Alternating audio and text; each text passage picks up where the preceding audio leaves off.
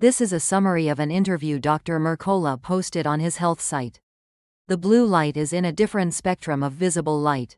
It has twice as much energy per red light. This amount of energy is the amount that causes sunburn and cataracts. The quality of light that is exposed every day has a huge impact on our health. The most healthy light is the sunlight that comes naturally, which simply forms vitamin D, have a variety of health-boosting effects beyond the benefits of making. Unfortunately, however, most people are unable to get sunlight during the day. I'm losing one of the most important factors to my health. But what's more unfortunate is that for most people, it's about energy conservation. By throwing away incandescent lamps that resemble natural sunlight, by using LED lights for a reason, we are aware of various biological hazards. Remain exposed without being able to. LED lights produce huge amounts of free oxygen, which significantly increases the oxidation burden. It partially offset this damage by emitting a significant amount of blue light. It is not producing any near-infrared light. LED lights are detrimental to health in two ways. First, it emits a huge amount of blue light, but it is not recognized by the naked eye, making the eyes defenseless. Second, the spectrum of light from LED lights does not have near-infrared wavelengths that have healing and regeneration effects. I can't offset the damage caused by blue light. When exposed to a large amount of blue light, excessive active oxygen is formed. Biological damage occurs. So, when you use LED lights, the rate of cell damage increases. Recovery and regeneration will be reduced. Of course, the result is that the risk of chronic disease is increased, while the ability to heal decreases. 3 things. A dangerous reason. First, LED lights lead to poor vision. As already described, LED lights do not emit light belonging to the near-infrared wavelength. It does not offset the effects of light belonging to the wavelength of blue light. Light in the near-infrared wavelength band is particularly helpful for healing and has many effects on health promotion. Light in the near-infrared wavelength band helps to restore and regenerate retinal details. In addition, LED lights emit excessive blue light without light in the near-infrared wavelength band, which causes active oxygen it produces. Because of this, blue light has a particularly harmful effect on the eyes. You probably know, but at night, blue light produces melatonin hormones that are produced in the pineal body. It has inhibitory effects, but the retina also has melatonin-producing cells at night. It produces melatonin, allowing the retina to regenerate. Therefore, if you continue to use LED lights after sunset, your eyes will be restored and reproduced. Ability is a deterrent. Needless to say, if it doesn't regenerate, eventually it will be damaged. Of course, in these cases, when damage builds up, age-induced macular degeneration occurs. This is the biggest cause of senile blindness. It has been reported that myopia is immensely caused by no exposure to sunlight during the day. When exposed to sunlight, dopamine is released, preventing the eye from growing, thereby suppressing the elongation of the eye. The visual acuity changes slowly. Blue light also prevents sleep by reducing melatonin production. It even causes insulin resistance, which also causes myopia. The second reason why it's dangerous. LED lights cause problems with mitochondrial function and energy production, exacerbating chronic diseases. What's important here is that LED lights affect mitochondria, including metabolic diseases and cancer. The fact is that mitochondrial dysfunction exacerbates health problems. Chromophores are substances that absorb light. Our body has visual tissue. The area of light to absorb is 600 to 1.400 nanometers. This is a region of the light spectrum that contains almost completely all of the near-infrared rays. These visual tissues allow light to penetrate 2 to 3 centimeters. Chromophores are found in mitochondria and active water molecules. Mitochondria are involved in energy production called cytochrome oxidase. Have a particular substance. Our bodies produce ATP as much as our bodies weigh every day. Without oxygen, we survive for a few minutes, but if ATP production stops, we die in 15 seconds. Because of this, the light in the house is so important. In terms of biological energy production, Light is severely misunderstood and overlooked. This is especially true at the ATP level, which is produced in mitochondria. Since cytochrome oxidase is involved in ATP production growth, cells are able to get more energy, and as a result, they can maintain better functioning. This is no matter where the cell exists. This means that if the liver cells can get more ATP, they can detoxify better.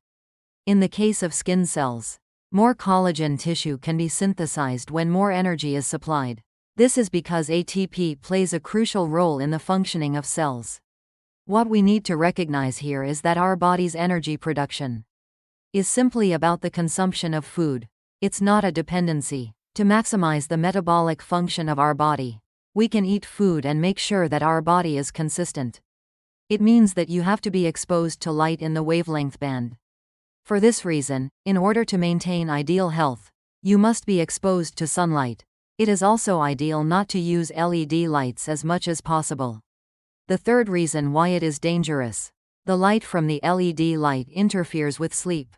The blue light from the LED lamp, including the blue light from the electronic equipment, it inhibits melatonin production, disrupting sleep, resulting in several adverse effects on health.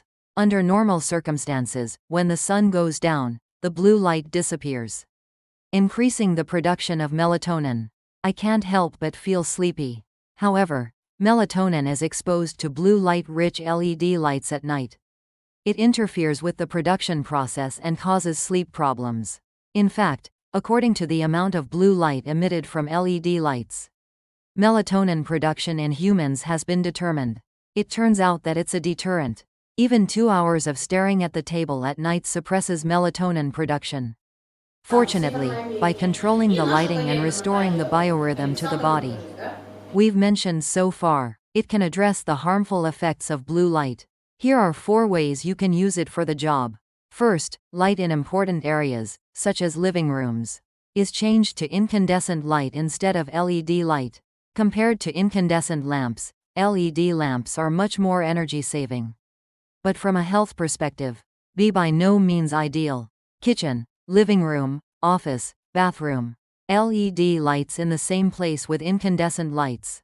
Change the front door, closet, garage, and place with low light exposure, such as veranda. Leave LED lights as they are. Second, be sure to get sunlight during the day. At this time, the intensity of light is important, and the light must be strong to be called suprachiasmatic nuclei. This is because the brain organs, made up of cells, allow for the maturation of the biorhythm. When a particular wavelength of light enters the eye, it's in this second core that's where the night and day cycles do one's work. If you want to sleep well, you have to adjust to your biorhythm, which means you have to use the bright sunlight during the day.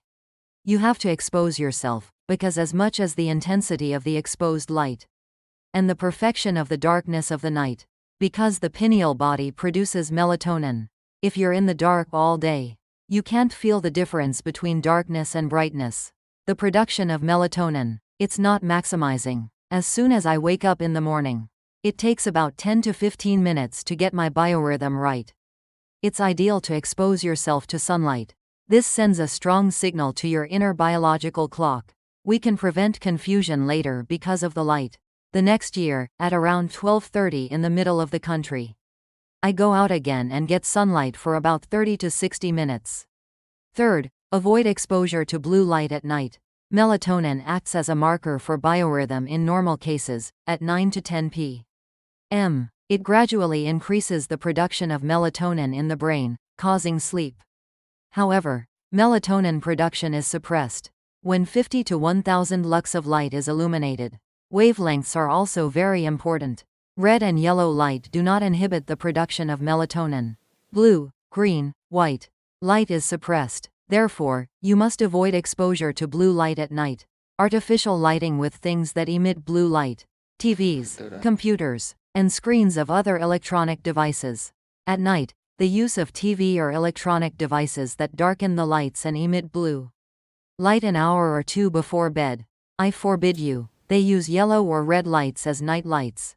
The Himalayan salt lamp, which uses a 5-watt bulb, uses a 5-watt lamp. It does not interfere with the production of melatonin. by installing Li software on the screen of the electronic device. Emitting blue light or using yellow glass. Block the blue light. Studies have shown that melatonin production is not inhibited in such cases. Fourth, sleep in a completely dark place. To sleep, make your bedroom as dark as possible. Even if you are exposed to a little light, the production of melatonin could be reduced by 50%. It's because closing your eyes doesn't allow light to pass through. If you can't use a shading curtain for cost reasons, it's ideal to use a blindfold. It is also recommended that LED alarm clocks be cleaned up or covered with a cover to prevent sleep, or use sun alarm clock or a talking alarm clock for blind people.